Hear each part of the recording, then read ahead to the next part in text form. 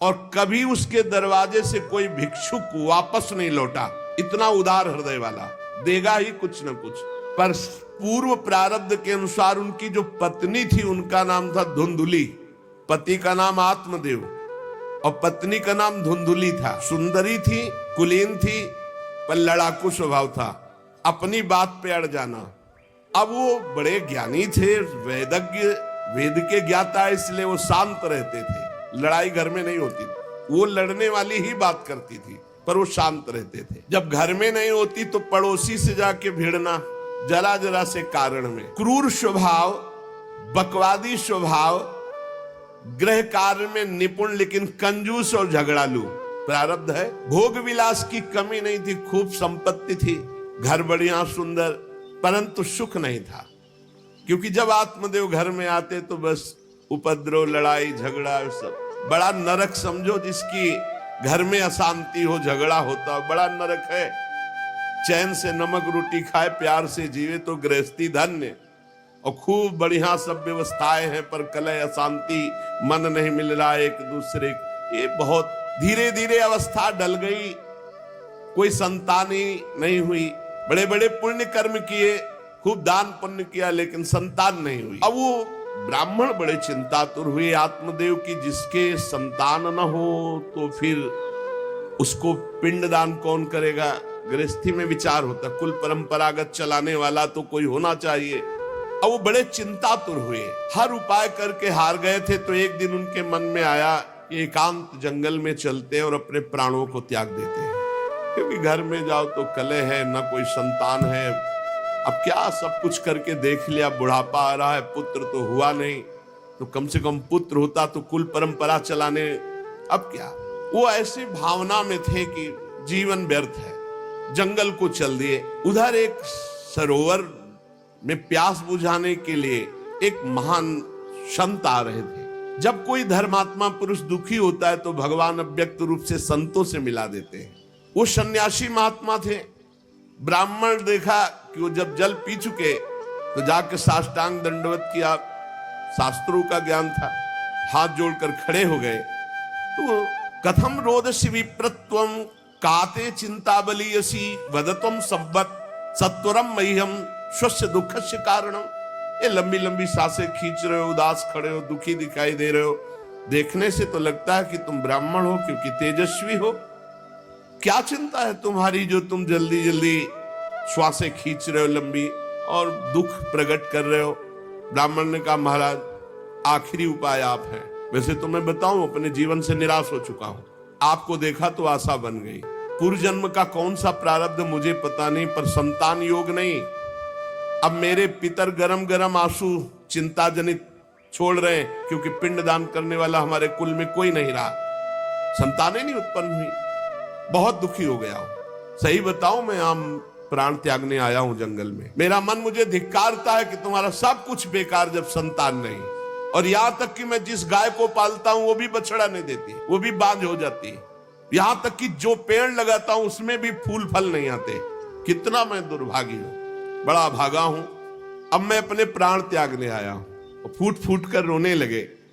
संत का हृदय बड़ा करुणा में होता है। संत चाहे तो नवीन प्रारब्ध तत्काल रच सकते हैं, क्योंकि भगवान के भजन में अपार सामर्थ्य है। उन्होंने अपनी दिव्य दृष्टि से देखा, कहा, आत्मदेव ब्राह्मण, पुत्र का मोह तो छोड़ दो, आप विवेक का आश्रय लो, भजन करो। मैं तुम्हारी रेखा को देख रहा हूं, एक जन्म नहीं 7 जन्म तक कोई संतान है ही नहीं।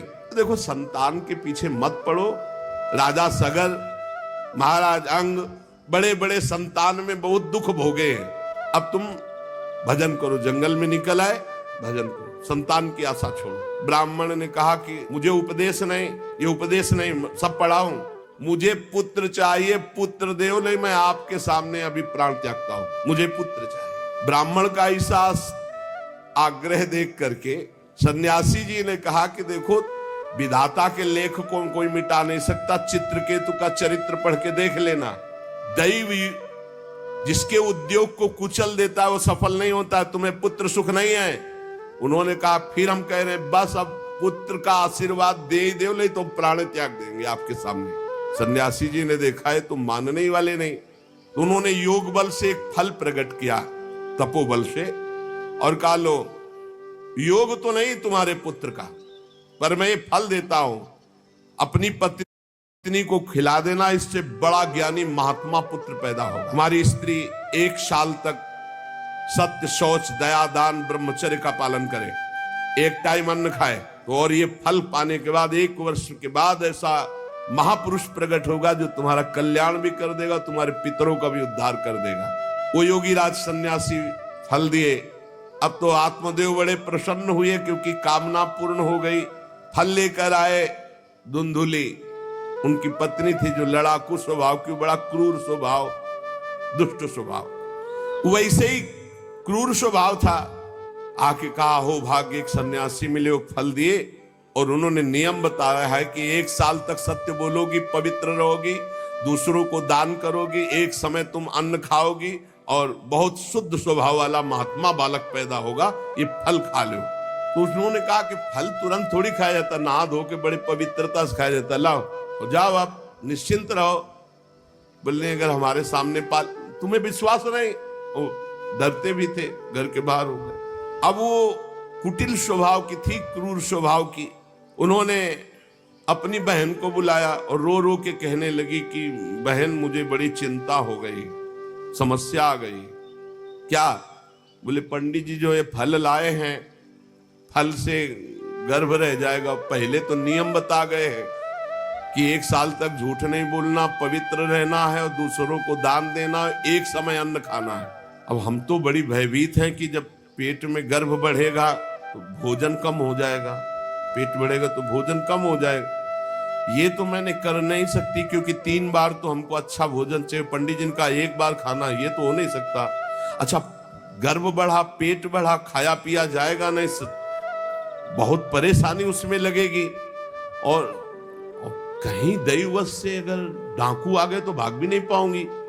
चलो डाकू ना आए, कहीं आग लग गई घर में, तब तो हम जल के मरी जाएंगे क्योंकि गर्भ पेट में, ये तो हमसे नहीं। और फिर गर्भ निकलते समय सुना बहुत कष्ट होता है, ये सब हमसे नहीं होने वाला।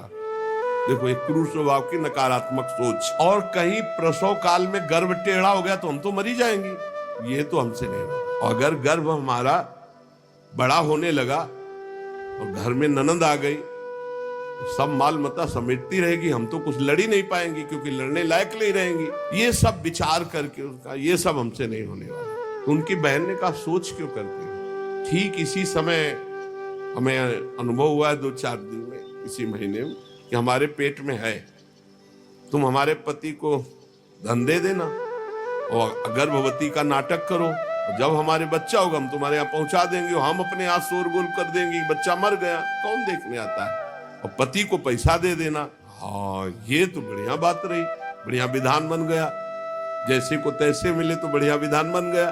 तू गर्भवती का नाटक कर आज से कि फल पा लिया और मैं गर्भवती हो गई, मैं अपने बालक को मरा घोषित कर दूंगी, और ये जो फल लाए हैं इसकी परीक्षा के लिए जो गऊ है उसको उपवा दो।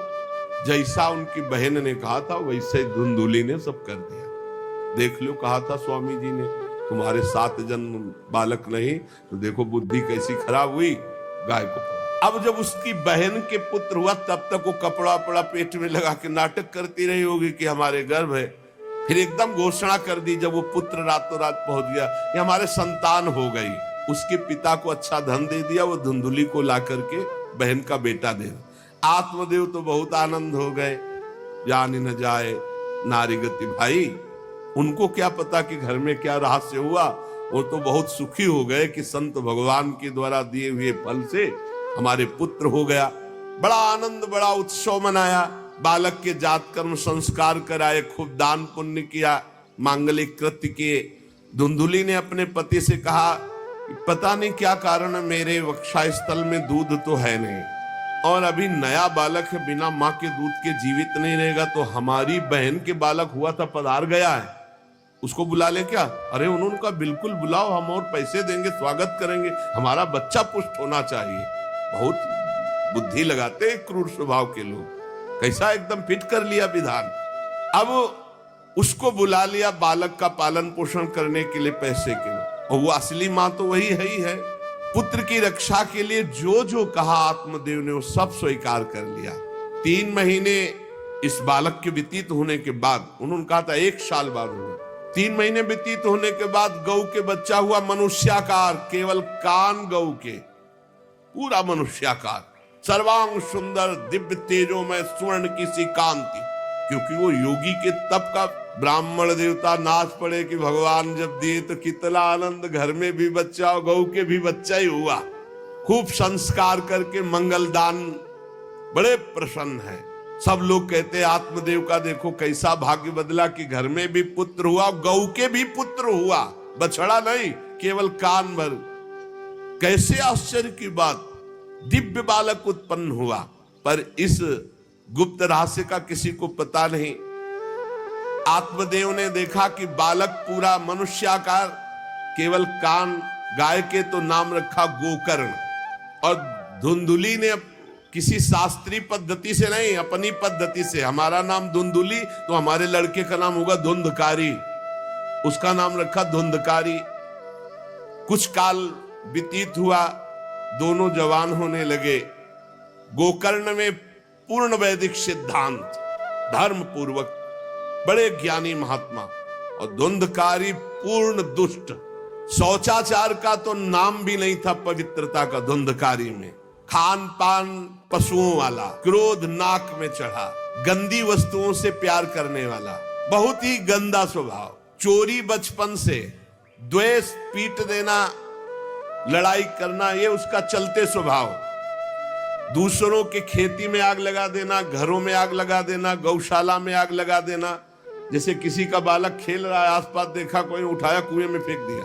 बड़ा दुष्ट स्वभाव। और बड़ा हुआ हिंसक स्वभाव, अस्त्र शस्त्र धारण करके, जैसे कोई अंधा जा रहा है तो आओ बाबा तुम्हें रास्ता बता दो, कुएं में जाके ढकेल देता है। बहुत ही गंदा स्वभाव, दुष्ट स्वभाव। अब वो शिकार करने लगा पशुओं का और मांस खाने लगा। जहां आत्मदेव कितनी पवित्रता से, वहां दुष्ट कितना। अब धीरे धीरे व्यभिचार करने लगा, वैश्याओं से संपर्क रखने लगा। संपत्ति थी ही, सारी संपत्ति वैश्याओं को। एक दिन पिता ने कहा आत्मदेव ने कि तुम्हारे आचरण इतने आसुरी प्रभाव के, हमें लगता है कि तुम हमारा सर्वनाश करने के लिए प्रकट, ये क्यों करते हो? तो खूब गिरा गिरा के मारा आत्मदेव को। सन्यासी की बात अब याद आई कि तुम्हारे भाग्य में पुत्र सुख नहीं है। खूब मारा आत्मदेव को। जब इतनी जोर से मार रहा था तो थोड़ी तो दया आई कि पति है, बचा ले। तो धुंधुली गई तो फिर धुंधुली की दम जम के पिटाई की। अब वो तो राक्षसी स्वभाव। और घर के जितने जेवर बर्तन सब उठा के बेच दिए वैश्यागामी। अब जब सारी संपत्ति स्वाहा, खाने को भी नहीं, तो धुंधुली बैठ के रोती। रोना इससे तो अच्छा कि मैं बांझ रह जाती। दुष्टता की ना, पति ने जब तुम्हें एक दिव्य फल दिया था, खाना चाहिए था। मैं कहां जाऊं, कौन मेरा सहयोग करे? बड़ी विपत्ति, बड़ा दुख, न खाने को न पीने को। अतरे दिन पिटाई करता धुंधकारी, आत्मदेव की भी और धुंधुली की भी। पिता बैठ के रो रहे थे। मैं सन्यासी की बात मान जाता तो गोकर्ण जी आए और उन्होंने कहा पिताजी, आप जैसे विद्वान पुरुष को ऐसा शोक करना उचित नहीं। तुम शास्त्र के ज्ञाता हो, तुम्हें चाहिए कि संसार की असारता का तो थोड़ा विचार करना हो।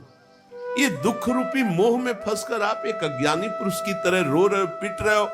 पिताजी, क्या शास्त्रों में नहीं पढ़ा पुत्र किसका, धन किसका, पत्नी किसकी, शरीर किसका? ये मोह के कारण अज्ञानी जन रात दिन दीपक की तरह जल रहे। पिताजी, न सुख इंद्र को है, न चक्रवर्ती राजा को है। सुख है तो एकांत में भगवान का भजन करने वाले को है। ये देखो गोकर्ण, ये मुंचा ज्ञानम प्रजारूपम मोह तो नरके गति। ये नरक जाने वाली बात, पुत्र के मोह में फंस करके आप छोड़ो इसे। आपका शरीर नष्ट हो जाएगा। इसलिए मेरी प्रार्थना मानो, आज से निकलो घर से और वन में जाओ, भगवान का चिंतन करते हुए जीवन व्यतीत करो। गोकर्ण जी के वचन सुनकर आत्मदेव वन में जाने के लिए तैयार हो गए। उनका बेटा, आज तक तो कभी वन में तपस्या भजन किया नहीं, बड़ा शरीर से राग है, क्या करूं, कैसे भगवत प्राप्ति करूं?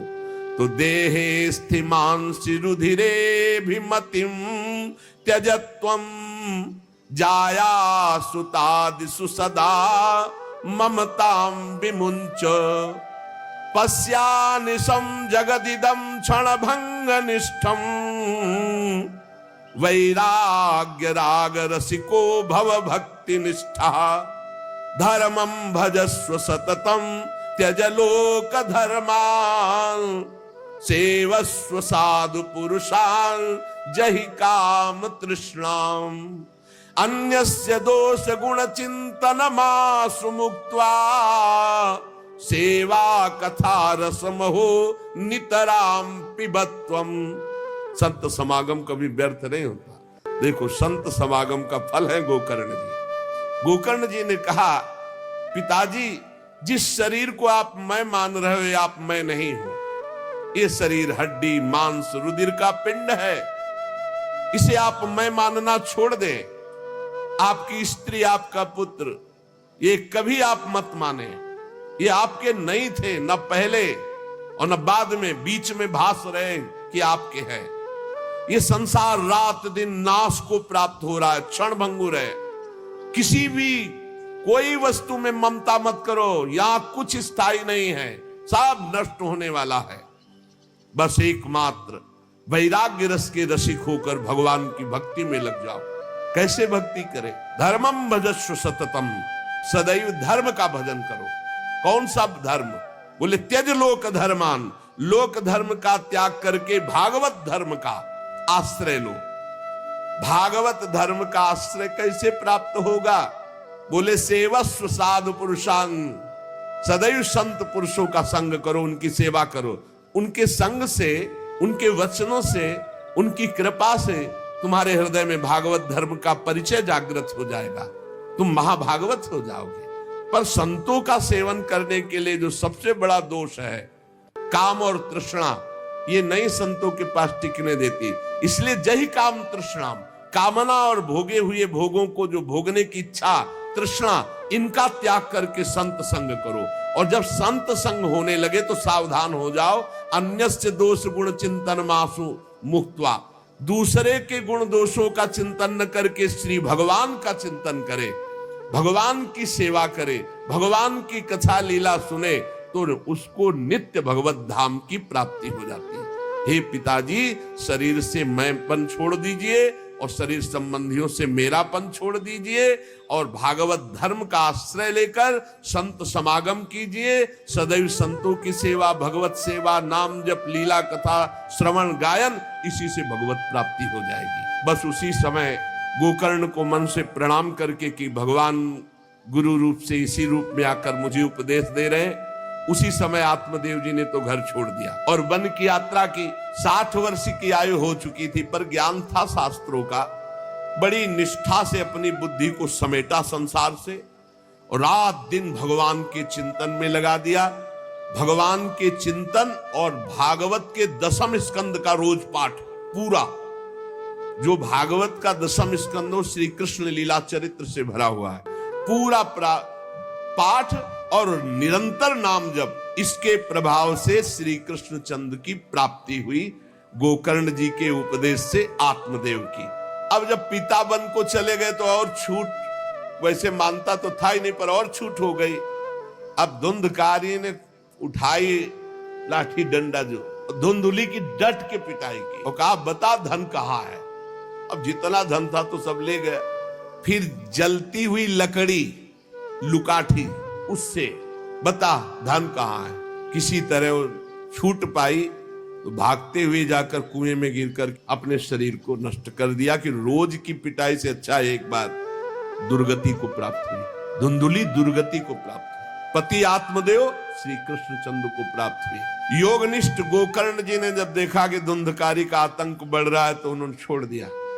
जो ज्ञानी पुरुष होते प्रपंच नहीं स्वीकार करते, उनको कोई सुख दुख इससे नहीं, उदासीन भाव से तीर्थ यात्रा को निकल गए। धुंधकारी ने 5 वैश्याओं को अपने संग में रखा, सब नौजवान वैश्याएं।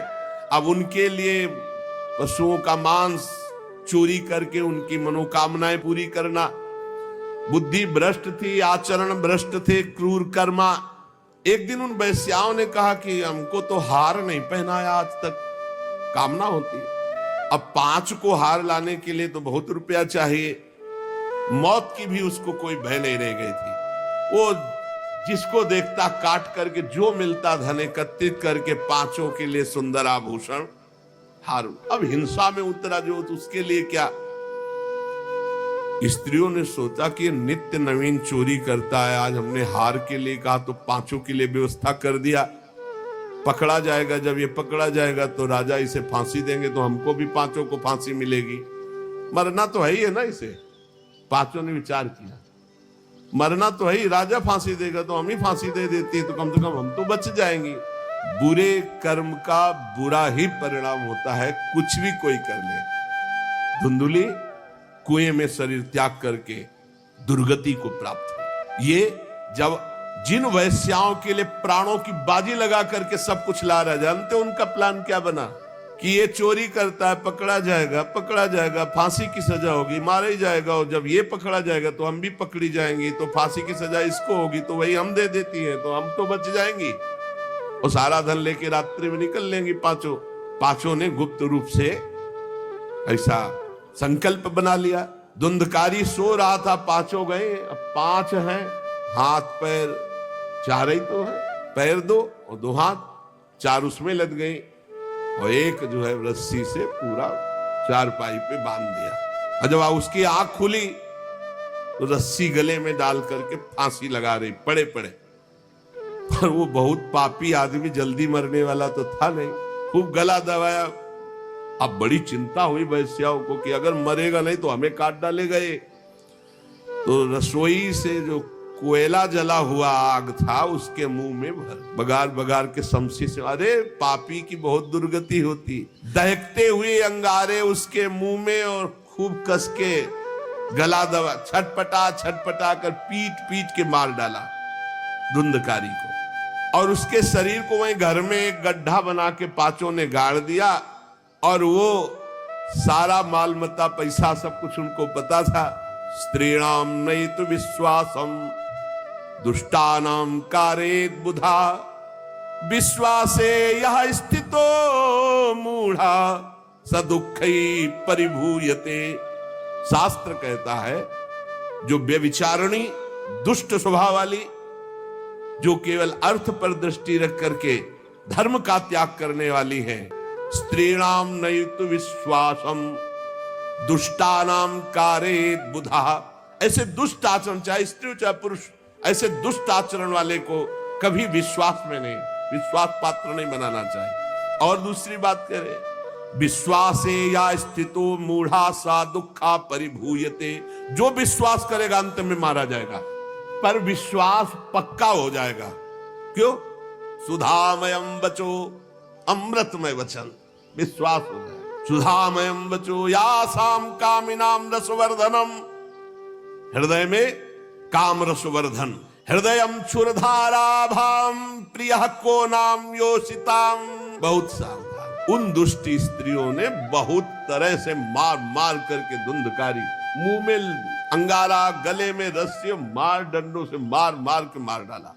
बहुत बुरी तरह मारा धुंधकारी को। अब जब दिन में निकलना चाह तो लोग, आज धुंधकारी नहीं देखा, बोले प्रीतम किसी कार्य से बाहर गए हैं, और असर लगाकर 5 माल मत्ता लेके भाग गए। बहुत सावधान। संघृत्य वित्तम तायाता कुलटा बहु भर्तिका धुंधकारी बभूवात महान प्रेतः कुकर्मतः। जो कई पुरुषों से सहवास करती है या कई स्त्रियों से जो सहवास करता है, ऐसा अपवित्र हो जाता है कि उसके छूने मात्र से पुण्य नष्ट हो जाते हैं। तो ये तो उनके संग से ही रह रहा था, उसे वैश्या उसे ही कहते हैं। उन वैश्याओं के संग से सारे सुकृत नष्ट हो चुके थे, महान पाप का स्वरूप हो गया था, और वो सब भाग चुकी थी। तो धुंधकारी को भयंकर प्रेत योनि की प्राप्ति हुई। प्रेत योनि, भयंकर प्रेत योनि। अब वो बवंडर रूप, जो चक्रवात जैसे बवंडर देखते हो ना, वो रूप धारण करके 10 दिशाओं में भटकता। और प्रेत को स्वयं से पानी पीने के लिए कोई सुविधा नहीं। ऐसा नहीं नदी के किनारे रह रहा तो पानी पी लेगा, वो किसी को पकड़ेगा, तब उसके द्वारा जो उसको पानी पिलाया जाएगा वो उसको मिलेगा। ऐसे पानी नहीं पी सकता, ना कुछ खा सकता है, ना कहीं विश्राम कर सकता है। वो बस हा दई चिल्लाता हुआ रोता हुआ भटकता है।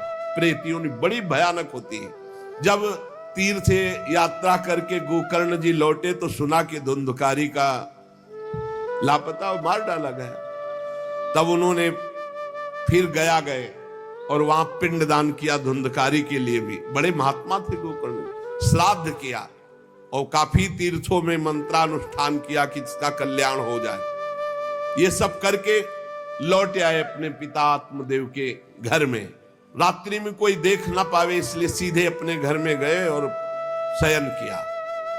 और वहीं गड़ा था धुंधकारी, प्रेत आत्मा बन के वो मड़रा रहा था। वही प्रेत आत्मा ऐसे को नहीं छूती जो भगवान का भजन करते। देखो अब जे धुंधकारी ने देखा कि गोकर्ण आए हैं तो उसको तसल्ली हुई कि महात्मा हमारा कल्याण कर देगा। वो प्रकट हुआ, भेड़ा बना। धुंधकारी पहले भेड़ बना बड़ा, और ऐसे गोकर्ण जी ने देखा कि दरवाजा तो बंद था, भेड़ कहां से आ सकता है। तुरंत भैंसा बन गया, तुरंत इंद्र रूप धारण कर लिया, भयावा प्रिय, ऐसे कई रूप बदल तब उन्होंने कहा ये विपरीत अवस्था, इसका मतलब ये प्रेत है। क्योंकि ऐसी विपरीत निंदनीय और बंदनीय दोनों रूप धारण कर रहा है, दुर्गति को प्राप्त हुआ प्रेत आत्मा है। वो डरने वाले तो थे नहीं, ज्ञानी महात्मा थे। गोकर्ण ने कहा कस्तो मुग्र तरो रात्रौ कुतो यातो दशामिमाम किंवा प्रेता पिशाचो वा राक्षसो शीत संसना। कौन है तू? प्रेत है, पिशाच है, राक्षस है, क्या है ये? क्या नाटक कर रहा है? कभी भेड़ बनता है, कभी भैंसा बनता है, कभी इंद्र बनता है, कभी ये रूप। कौन है तू? ये अधोगति को प्राप्त कैसे हुआ तू? गोकर्ण जी डरे नहीं। अगर सच्चा महात्मा न हो तब तो भयभीत हो जाए। गोकर्ण जी सच्चे महात्मा है। अब वो चिल्ला चिल्ला के केवल रो रहा, एक शब्द भी नहीं बोल पा रहा। तो गोकर्ण जी समझ गए अधिक पाप होने के कारण ये बोल नहीं सकता। तब अंजलि में जल लिया और कई मंत्रों का जाप किया और फिर उसके ऊपर फेंका। जेवी फेंका तब बोल पाया, भैया मैं आपका भाई धुंधकारी हूं, बचा लो, मेरी भारी दुर्गति हो गई। मैं तुम्हारा भाई हूं, मैं धुंधकारी हूं। अब मुझे बहुत कष्ट हो रहा, पश्चाताप हो रहा, मैंने सब कुछ नष्ट कर दिया। धर्म भ्रष्ट पापाचारी, अब मेरी बड़ी दुर्गति है। उन उल्टा वैश्याओं ने मुझे तड़पा करके मारा है। मैं कुछ कर नहीं सकता इस समय। ऐसा थोड़ी कि प्रेत है जिसको चाहे पटक दे, ऐसा नहीं है, ऐसा विधान नहीं। पहले वैश्याओं को मारता जाके। मैं कुछ कर नहीं सकता, प्रेत योनि में पड़कर दुर्दशा भोग रहा हूं। अब दैवश केवल वायु से जीवित हूं, बहुत प्यासा हूं, भूखा हूं, पर नहीं खा सकता, नहीं पी सकता। आप दया समुद्र भैया मेरा उद्धार करो। गोकर्ण ने कहा कि तुम्हारा उद्धार तो हो जाना चाहिए, तुम्हारे लिए तो मैं गया में गया, वहां श्राद्ध दिया, तीर्थों में भी अनुष्ठान किया, फिर तुम्हारा प्रेत योनि से उद्धार कैसे नहीं हुआ? तो उनका भैया एक दो बार गया श्राद्ध से मेरा कुछ नहीं होने वाला, बहुत पापी हूं, बहुत बड़े बड़े पाप किए हैं। कोई दूसरा उपाय सोचो, छोटे मोटे पिंडदान से, दान पुण्य से मेरा उद्धार होने वाला नहीं, बहुत स्टॉक है हमारे पाप का। तुमको हम बताएं सैकड़ों बार गया श्राद्ध करो तो भी मेरा कल्याण नहीं हो सकता, ऐसा मैं पापी हूं, कोई दूसरा उपाय सोचो। गोकर्ण जी ने कहा सैकड़ों गया श्राद्ध से तुम्हारी मुक्ति नहीं हो सकती, तो तुम्हारी मुक्ति असंभव है। कहा भैया मैं तुम्हारे चरणों में पड़ा हूं, मुझे मेरा उद्धार करो। तो कहा ठीक है, तुम अभी इस घर से निकलो, कहीं और रहो, हम जब तुम्हें बुलाएं तब आ जाना। जाओ, हटाओ, हमारे इस घर से हटो। हटा दिया उनको। गोकर्ण जी की आज्ञा पाकर धुंधकारी बाहर भटक रहा है। रात भर विचार किया कि इसका कल्याण कैसे होगा, जब सैकड़ों गया श्राद्ध से कह रहा उद्धार नहीं होगा। अब जब प्रातः काल हुआ, दरवाजा खुला तो बहुत से विज्ञजन आकर के गोकर्ण जी से मिले। गोकर्ण ने सबसे सलाह की कि क्या हो सकता है, ऐसे ऐसे स्त्रियों ने उनको मारा और वो प्रेत योनि को प्राप्त हुए। जो लोग विद्वान थे, योगनिष्ठ थे, वेदज्ञ थे, उन्होंने कई शास्त्र पाठ आदि की बातें बताई सबने, पर सही उत्तर नहीं मिला। गोकर्ण जी महान तपस्वी थे। गोकर्ण जी ने प्रातः काल स्नान करके अर्घ दे रहे थे, बोले औरों से क्या पूछना, सीधे सूर्य भगवान से पूछो। मंत्र का उच्चारण करते हुए सूर्य भगवान को स्थगित कर दिया, रोक दिया।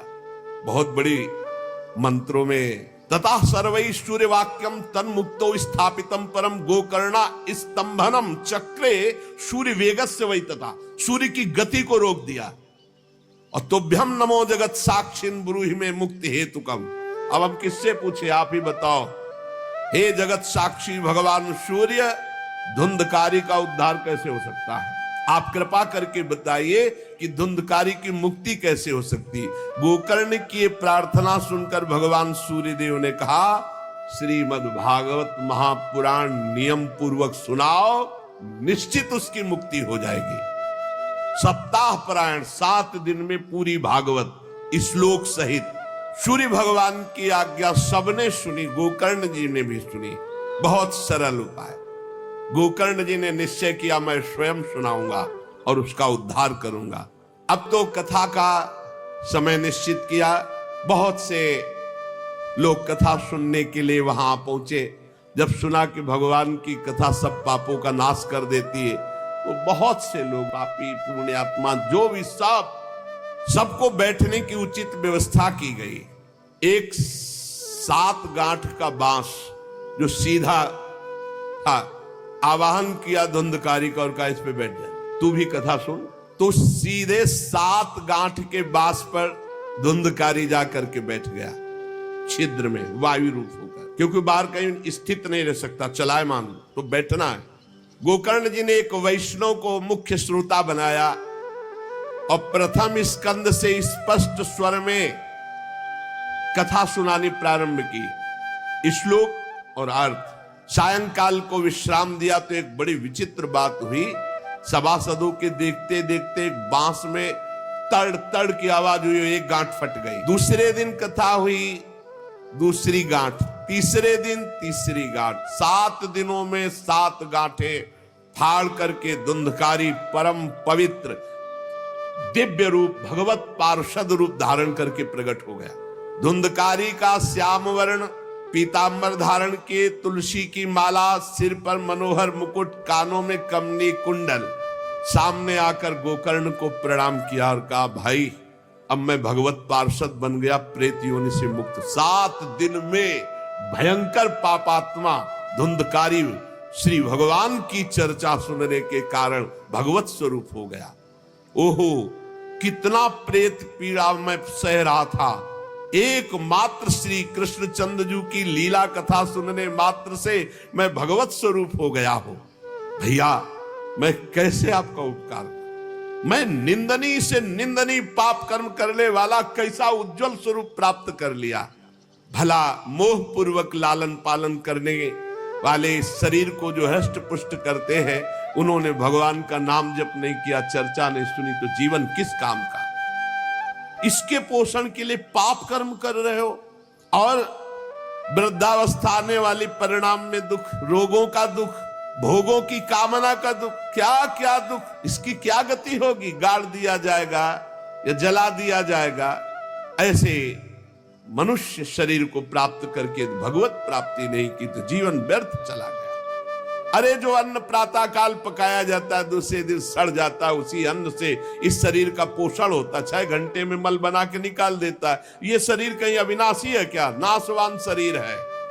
जो लोग भगवान की कथा से वंचित है, भगवान का नाम जप नहीं करते, वो बुदबुदे जीवों में मच्छरों के समान जीवन उनका है, जन्मे मरे किस काम के। भला देखो, जिस बांस में मैं बैठा था तो बांस की गांठ फट गई, क्या भगवान की कथा सुनने पर चित्त की गांठ नहीं नष्ट हो जाएगी, जड़ चेतन की ग्रंथ? इसलिए धन्य है वो जो भगवान की कथा सुनने में अपना समय व्यतीत करते हैं। धुंधकारी ऐसी बातें कह रहा था, सबने देखा जय घोष करते हुए नमो नमः नमो नमः, और एक दिव्य विमान आया। भगवान वैकुंठ नाथ के पार्षद मंडलाकार तेजो में विमान, और सबके देखते देखते कहा, धुंधकारी आओ। और वो दिव्य पार्षद रूप विमान पे चढ़ा जब विमान पे चढ़ के जाने लगा तो गोकर्ण जी ने रोक दिया, रुको, ये क्या?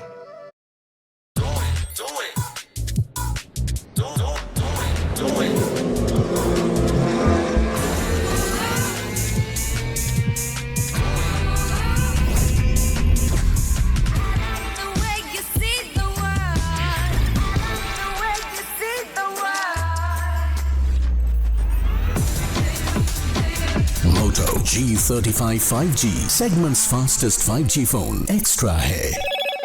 हेलो मोटो। कथा तो शास्त्रों लोगों ने सुनी, तो आपको शास्त्रों विमान लाना चाहिए और सबको बैठाल कर ले जाना चाहिए, क्योंकि हमारे सुनाने में कोई भेद नहीं था और ये सुन भी सब ध्यान से रहे थे। तो भगवत पार्षदों ने कहा आपके सुनाने में कोई भेद नहीं था, पर सुनने में भेद हो गया है, श्रवण भेद हो गया। ये उपवास करके बिना कुछ खाए पिए रात दिन कथा का ही चिंतन करता रहा, मनन करता रहा, इसके कारण इनको भगवत पार्षद रूप मिला और जा रहे। और ये कथा सुना भर है, मनन नहीं किया, मनन विषयों का हुआ, इसलिए विमान पे नहीं। ये निराहार रहकर 7 दिन में चर्चा सुनता और रात भर उसी का चिंतन करता, उसके प्रभाव से परम पद का अधिकारी हुआ।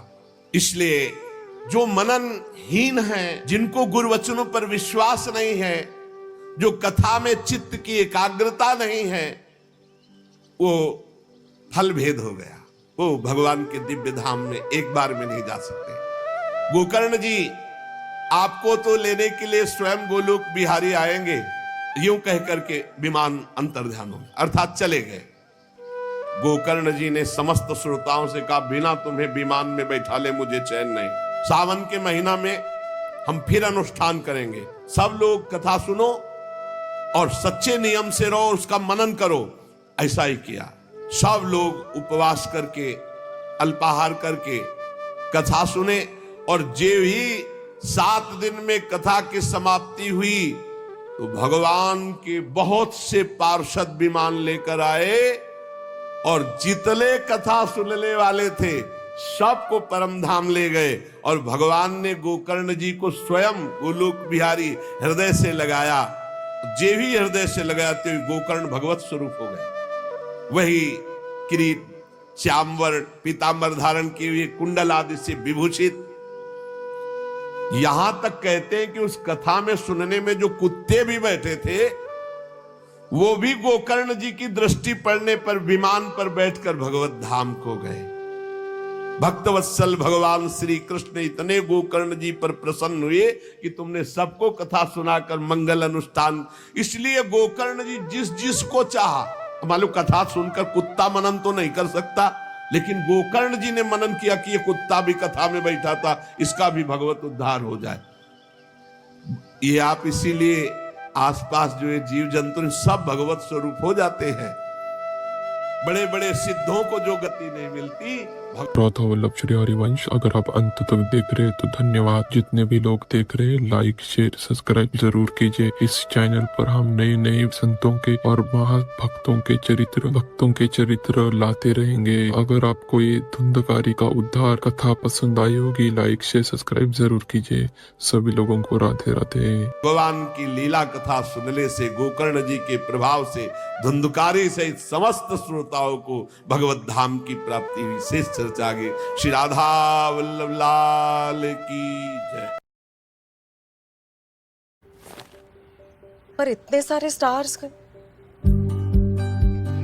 क्रिसमस के समय कुछ ज्यादा नहीं होता, बस दिल बड़ा हो जाता है। चल चले हम सितारों के संग। आज प्रियव्रत का वो अपने स्वरूप में स्थित रहते हुए 10 पुत्र प्रकट, स्वरूप में स्थित रहते हुए। ये बात हम सब ब्रह्म ज्ञानियों की ही संतान है। देखो जब गोत्रों राधा वल्लभ श्री हरिवंश, तो आइए सुनते हैं दिव्य चरित्र प्रियव्रत जी का पावन चरित्र। संकल्प और निष्ठा के माध्यम से सफलता की ओर यात्रा। आइए सुनते हैं श्री गुरु जी के मुख से दिव्य चरित्र। महाराज मनु के पुत्र प्रियव्रत ये बचपन से स्वाभाविक बड़े ही भगवत भक्त। स्वाभाविक जैसे बचपन में बच्चों की स्वभाव की प्रवृत्ति होती खेल खिलौनों में, खाने पीने में, लेकिन इनकी प्रवृत्ति स्वाभाविक उदासीन, हर समय भगवान में। और श्री नारद जी की चरण सेवा से इनको परमात्म तत्व का बोध हो गया था। इन्होंने निरंतर ब्रह्माभ्यास किया और जीते जी जीवन मुक्त हो गए। अभी यौवन अवस्था में प्रवेश हुआ जीवन मुक्त महापुरुष स्वयंभू मनु जी ने बड़े पुत्र जानकर इनको आज्ञा करी, क्योंकि इनमें सब श्रेष्ठ गुण विराजमान थे। जो भगवान में चित्त जोड़ता है उसे ब्रह्मबोध भी हो जाता है और सब दैवी संपदा उसको घेर लेती, सब सद्गुण आ जाते हैं। ये लिखा ही नहीं, ये जीवन में है। अगर आप भजन करोगे तो खुद देख लोगे, लोक परलोक में सब जगह सुखी रहोगे, सारे सद्गुण आप में आकर विराजमान हो जाएंगे और भगवान श्री कृष्ण आपकी रक्षा करेंगे, बाहर और भीतर दोनों जगह। आज्ञा करी महाराज मनु ने कि तुम चक्रवर्ती आदि सम्राट पद पर विराजमान हो, लेकिन चित्त वृत्ति भगवान श्री कृष्ण में निरंतर लगने के कारण अरुचि थी, राज्य से अरुचि थी, सम्राट पद से। अतः पिता की आज्ञा किसी प्रकार उल्लंघन करने योग्य ना होने पर भी इनकी रुचि बिल्कुल राज्य में, भोगों में। विचार किया कि आत्मस्वरूप में ये स्त्री पुत्र आदि असत प्रपंच आच्छादन कर देगा, हमारे परमार्थ तत्व का ये विस्मरण कराने वाले हैं, इसलिए स्वीकार नहीं किया। तभी उत्तानपाद राजा बनाए, नहीं बड़े पुत्र थे प्रिव्रत, उत्तानपाद राजा बनाए गए। भगवान ब्रह्मा जी ने देखा कि ये तो महाराज मनु की आज्ञा का उल्लंघन करके अपने आत्मस्वरूप में स्थित है, तो ब्रह्मा जी की बुद्धि सदैव प्रपंच विस्तार में लगी रहती है, क्योंकि उनको आज्ञा है भगवान की। इसलिए वो किसी भी जीव को जहां तक उपाय होगा उसे प्रपंच में ही लगाने की चेष्टा करते हैं। प्रिव्रत की जब ऐसी उत्तम वृत्ति देखी, निरंतर भगवान में स्थिति, तो चारों वेद मूर्तिमान मरीच आदि ब्रह्म ऋषि और सब पार्षदों के साथ हंस पर आरूढ़ होकर ब्रह्मा जी वहां पहुंचे जहां प्रिव्रत महाराज निरंतर भगवान की स्मृति में राज्य को अस्वीकार करके विराजमान है। कैसा सुख है भगवान की स्मृति में कि आदि सम्राट पद चक्रवर्ती उसको छोड़ करके भजन में, और यहां भजन करते हुए चंद रुपए, चंद भोग, चंद पद प्रतिष्ठा के लिए भजन छोड़ देते हैं। क्या भजन का स्वाद मिला, क्या भजन का महत्व समझा। भजन चक्रवर्ती सम्राट आदि सम्राट पद उसको भी त्याग दे। ब्रह्मा जी वहां पहुंचे, आकाश मार्ग से ब्रह्मा जी जा रहे हैं। ये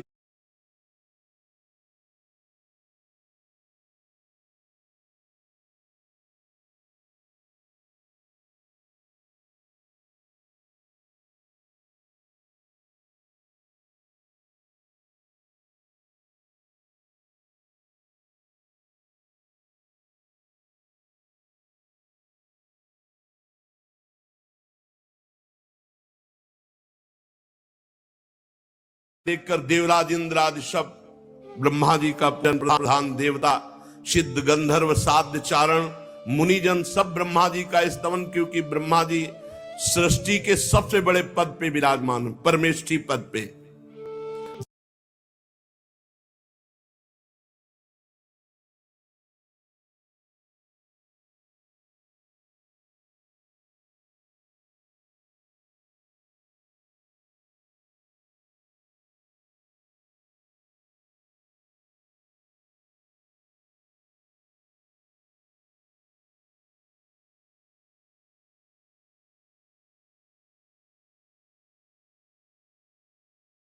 जगह जगह ब्रह्मा जी का सम्मान हुआ।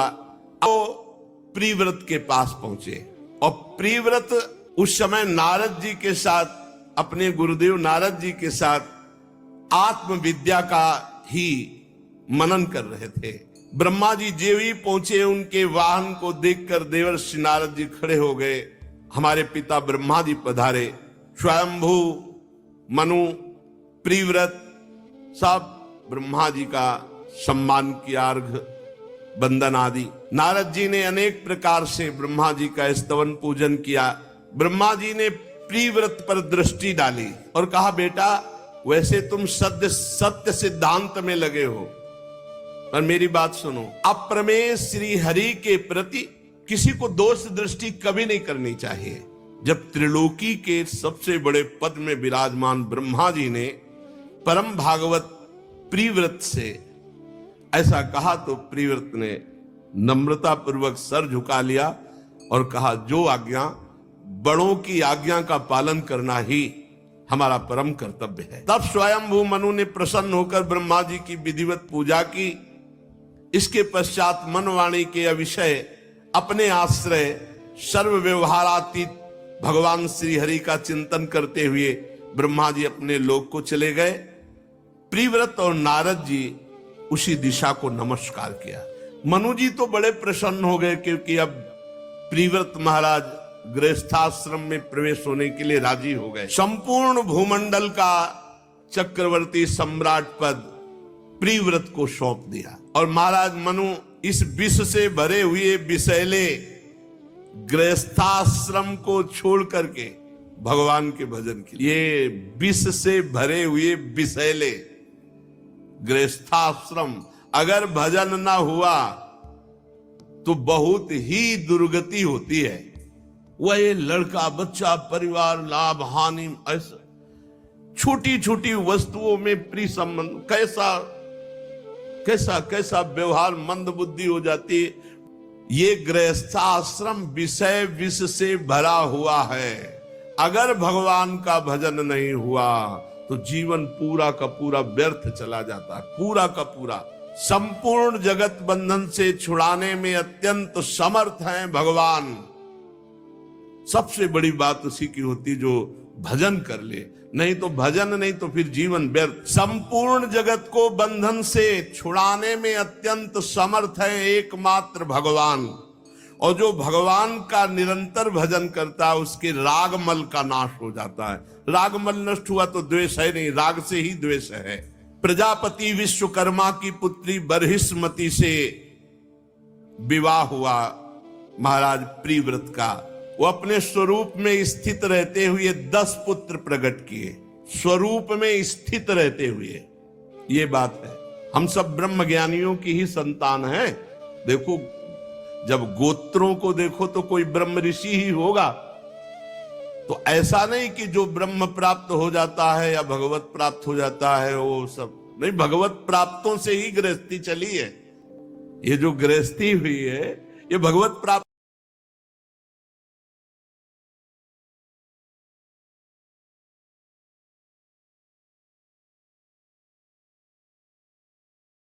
मुख से। घोर पापी को भी भगवत प्राप्ति कराने में समर्थ है भगवत चर्चा। नारद जी ने कहा इसका कोई उदाहरण दिया जाए तो ज्यादा समझ में आ जाए।